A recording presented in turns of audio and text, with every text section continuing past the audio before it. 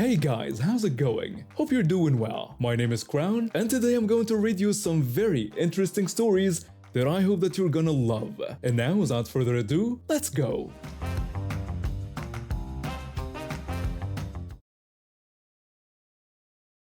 A few years ago, I was in a car accident that left me paralyzed from the waist down. It took me months of physical therapy and adjusting to life in a wheelchair before I felt confident enough to do simple things like grocery shopping on my own.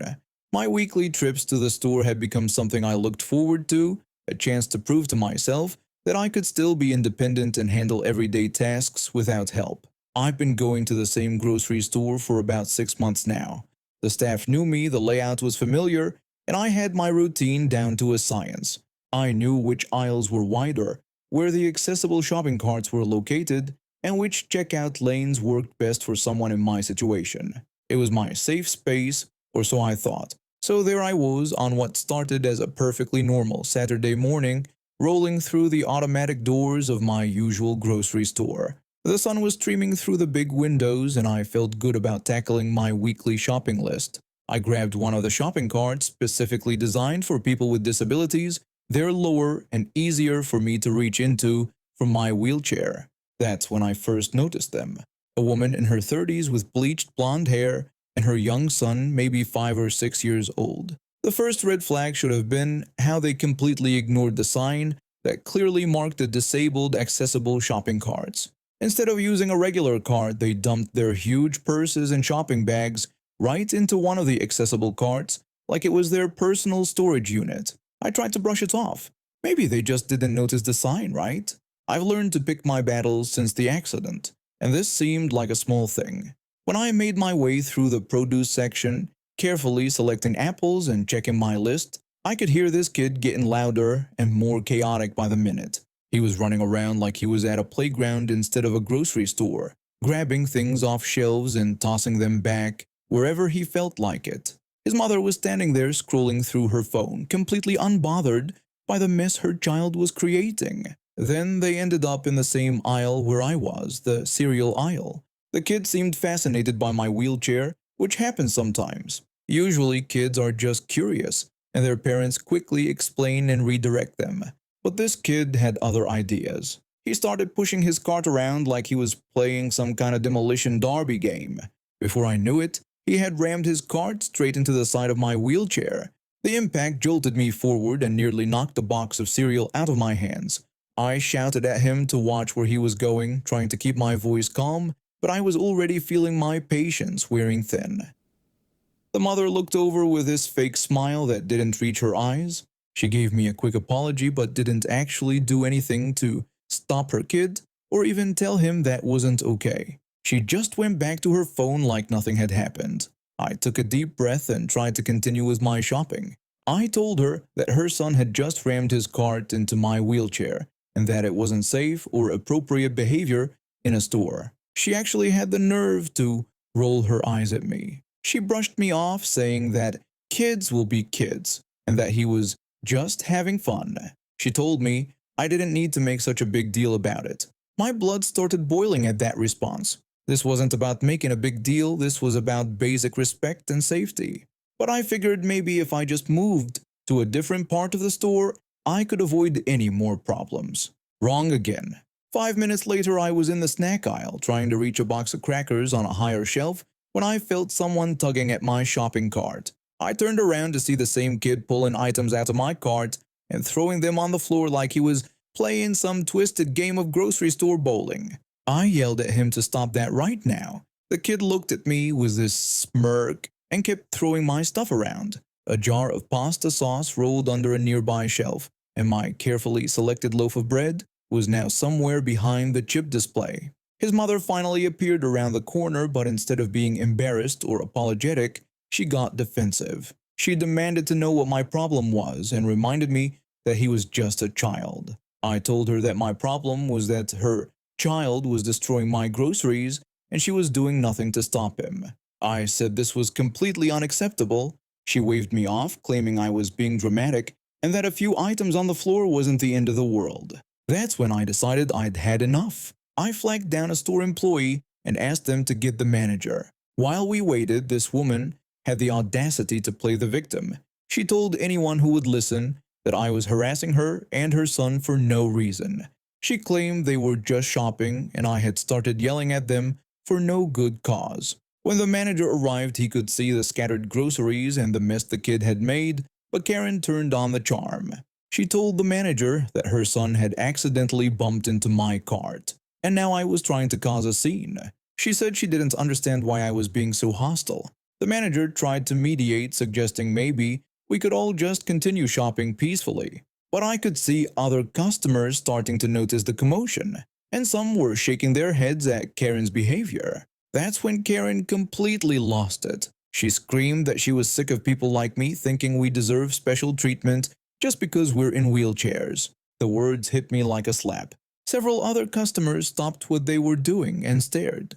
An older woman nearby gasped audibly. She yelled that I didn't own the store and that her son could play wherever he wanted. She was getting louder and more aggressive, and I started to feel genuinely scared. The manager was trying to calm her down, but she was beyond reason at this point. Then Karen started grabbing items off the shelves and throwing them. Cans of soup went flying, boxes of pasta scattered across the floor, and other shoppers were backing away from the chaos she was creating. She shouted that she would show me what a real problem looked like. That's when she turned her cart toward me with this terrifying look in her eyes. The cart was loaded with heavy items, and she was pushing it straight at me like a weapon.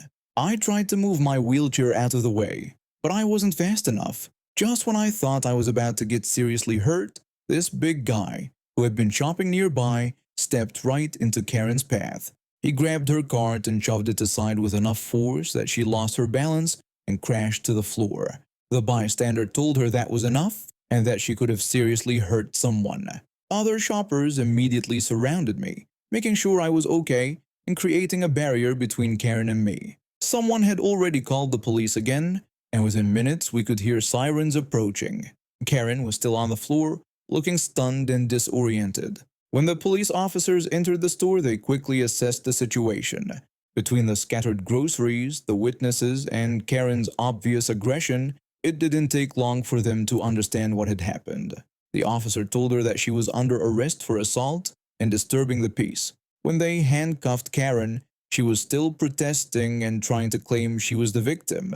Her son was crying now, probably more confused than anything else. The whole store fell quiet except for the sound of the handcuffs clicking into place. Karen was escorted out while other customers began helping clean up the mess she'd made. The store manager apologized profusely and offered to replace all my groceries that had been damaged. The man who had stepped in to protect me checked to make sure I was really okay, and several other customers came over to offer support. Standing there in that grocery store, surrounded by strangers who had become allies, I felt something I hadn't expected: gratitude.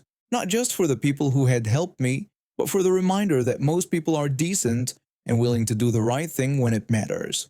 The police officer took my statement, and I learned later that Karen was charged with several offenses including assault and destruction of property. Her child was picked up by a relative, and I could only hope he'd learn better behavior from other adults in his life. I finished my grocery shopping that day with help from several kind strangers who insisted on making sure I found everything I needed. It wasn't the quiet, routine trip I'd planned, but it taught me something important about standing up for myself and the power of community support.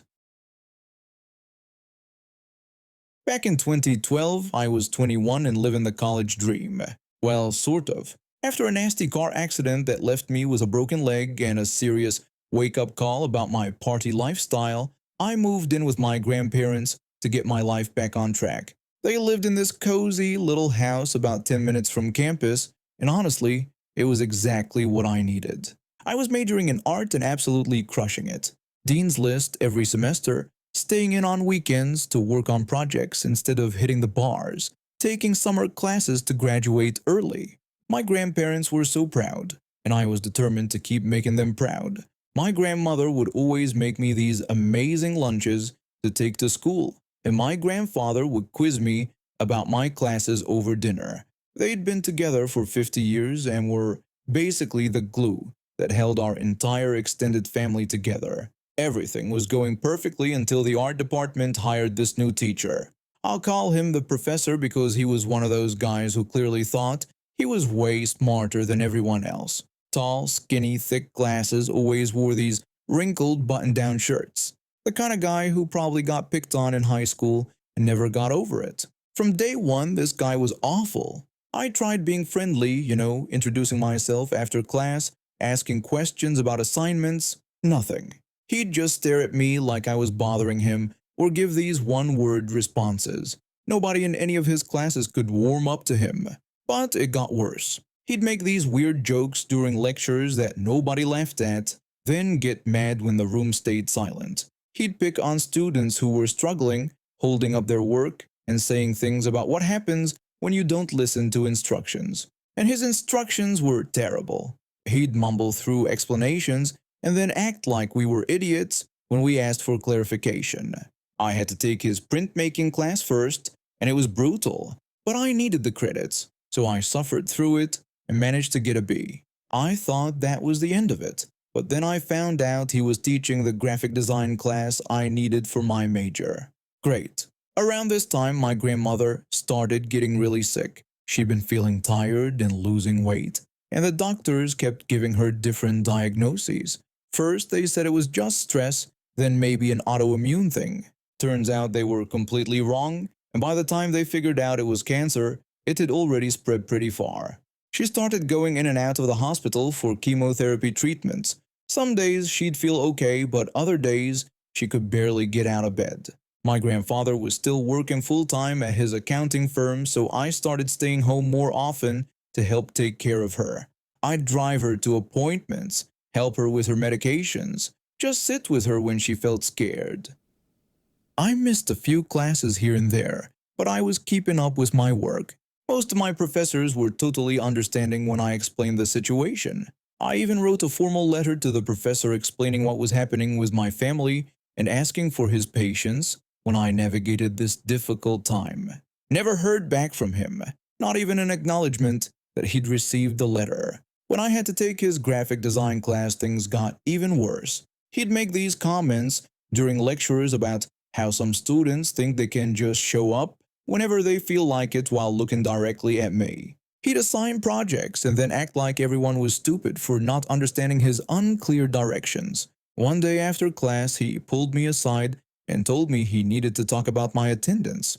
I explained that I had sent him a letter about my situation and that my grandmother was really sick and I was helping take care of her. He said he'd heard every excuse in the book and that if I couldn't commit to the class, maybe I should drop it. I told him I wasn't making excuses and that this was a real family emergency. He basically said that he knew how many students try to use the sick grandma story to get out of class.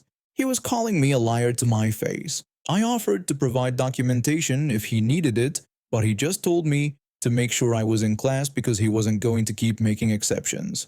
A few weeks later, I was driving over to check on my grandparents after my morning classes. When I pulled up to their house, I immediately knew something was wrong.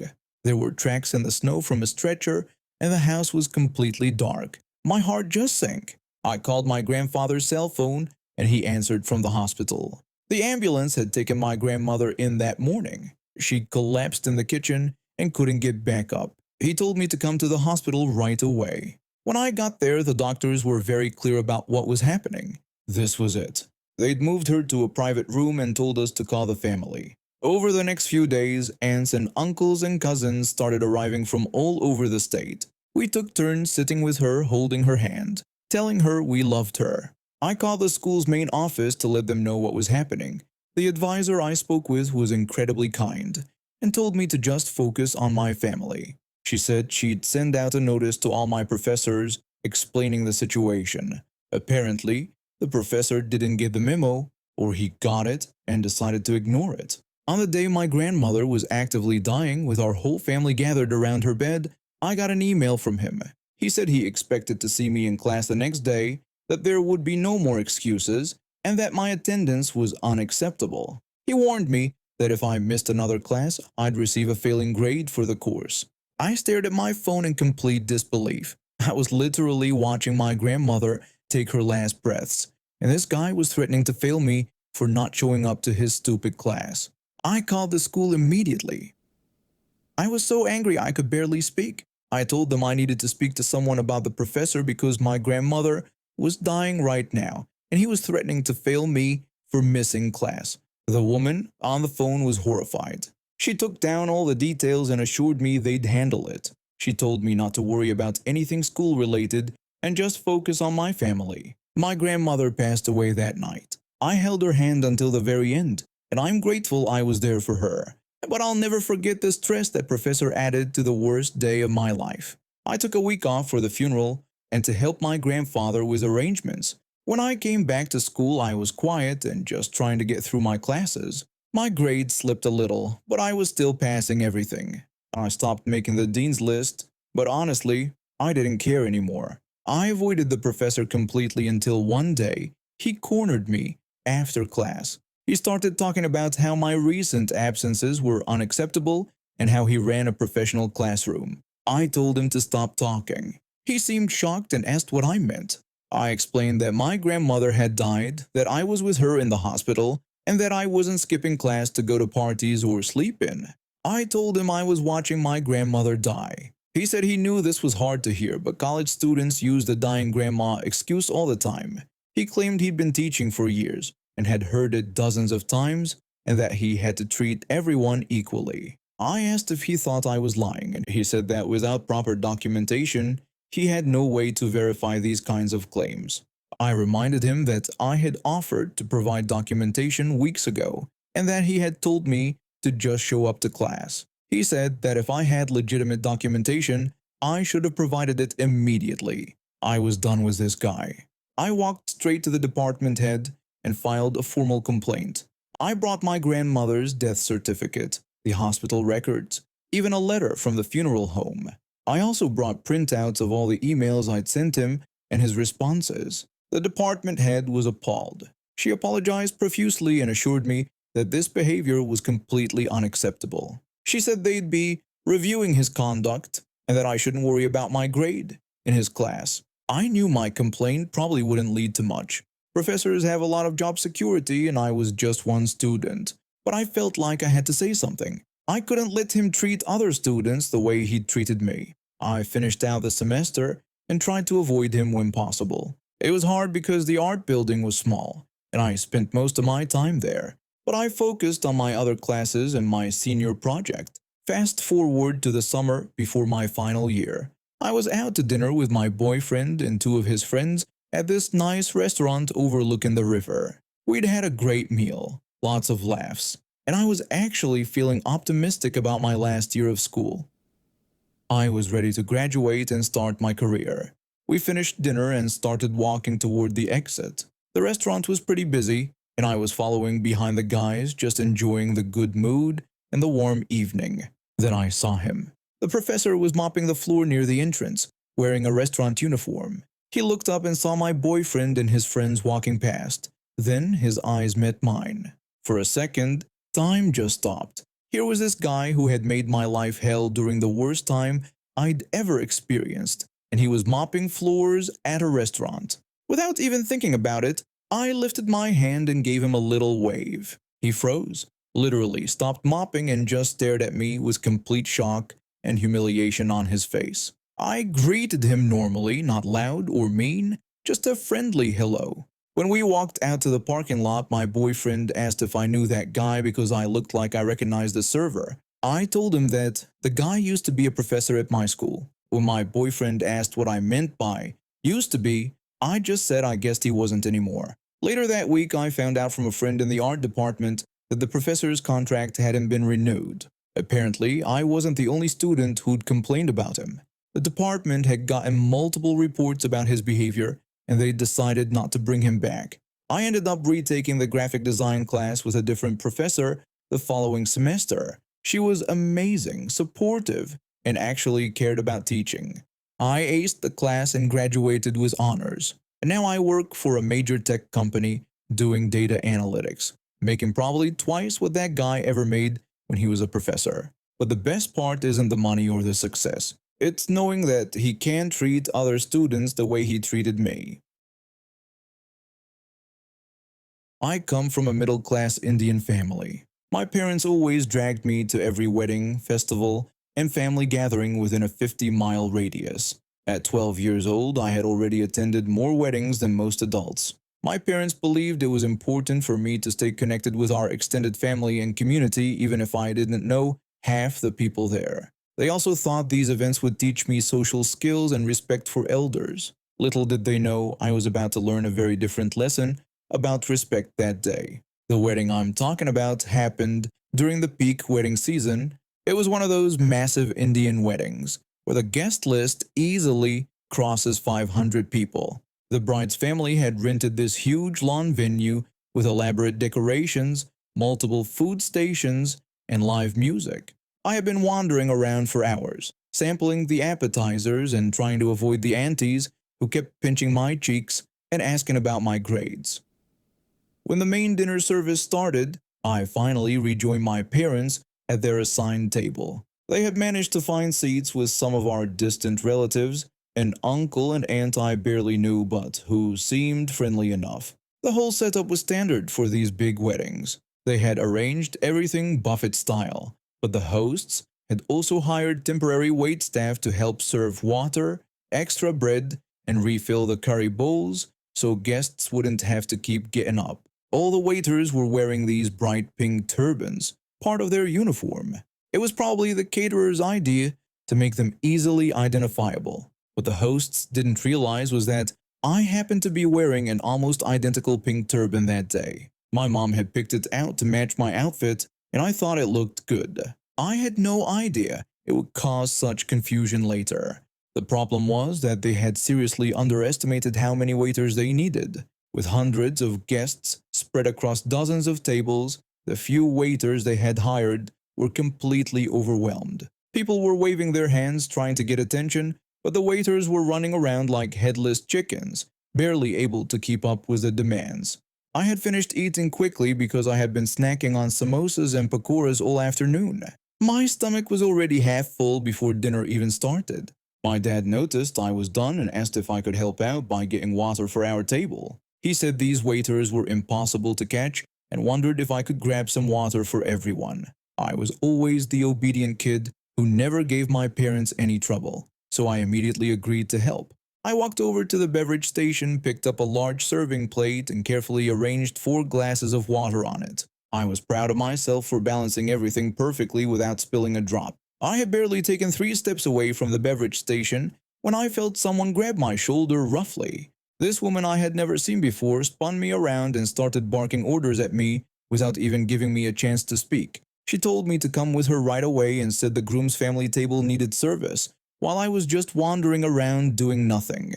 I tried to open my mouth to explain that I wasn't actually a waiter, but she cut me off immediately. She told me not to dare talk back to her and said she was telling me what to do. She called me lazy and insubordinate. That's when it hit me. She thought I was one of the hired waiters because of my pink turban. Any reasonable person would have realized their mistake once they got a good look at me.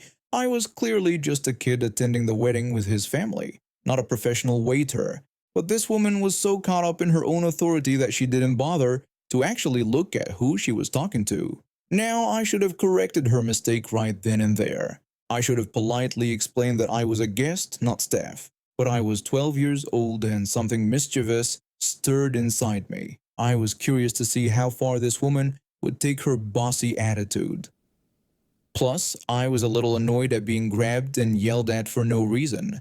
I asked her what I should do with the water I was carrying. The question seemed to infuriate her even more. A vein actually popped out on her forehead. She was clearly the type of person who expected instant obedience and got angry when anyone questioned her, even with a perfectly reasonable question.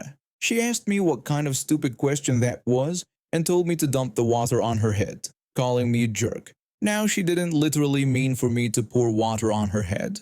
In Hindi, it's a common expression people use when they're frustrated with what they think is a dumb question. It's like saying, "What do you think, genius?" or "Use your brain." But she had just given me the perfect opening, and my 12-year-old brain saw the opportunity immediately. I looked at her for a moment, nodded seriously and told her, "Okay, if she said so. Before she could react or realize what was about to happen, I lifted the plate and turned it upside down, dumping all 4 glasses of water directly onto her head. The water splashed everywhere, soaking her hair, her fancy outfit, and her jewelry. She stood there for a moment in complete shock, water dripping from her face and clothes. When she started sputtering and reaching for me, I took off running. I sprinted across the lawn, weaving between tables and guests, and didn't stop until I reached the other side of the venue. My heart was pounding, but I was also trying not to laugh at the absurdity of what had just happened. I managed to avoid that woman for the rest of the evening. I'm not sure if she ever figured out that I wasn't actually a waiter, or if she just assumed one of the staff had completely lost his mind. Either way, I never saw her again after that incident. I did hear later that there was quite a commotion at the groom's family table. Apparently, someone had complained loudly to the catering manager about the unprofessional and disrespectful behavior of their staff. The poor catering contractor probably spent the rest of the night trying to figure out which of his waiters had gone rogue and dumped water on a guest. My parents never found out what happened. I eventually made it back to our table with a fresh plate of water glasses, and when they asked what took so long, I just said the beverage station was crowded. They were too busy chatting with our relatives to notice that I looked a little disheveled from my sprint across the lawn. She literally asked for it. When someone tells you to dump water on their head, even when they don't really mean it, maybe they shouldn't be surprised when someone takes them at their word. And now we have reached the end of today's stories. Thank you for watching, and see you next time.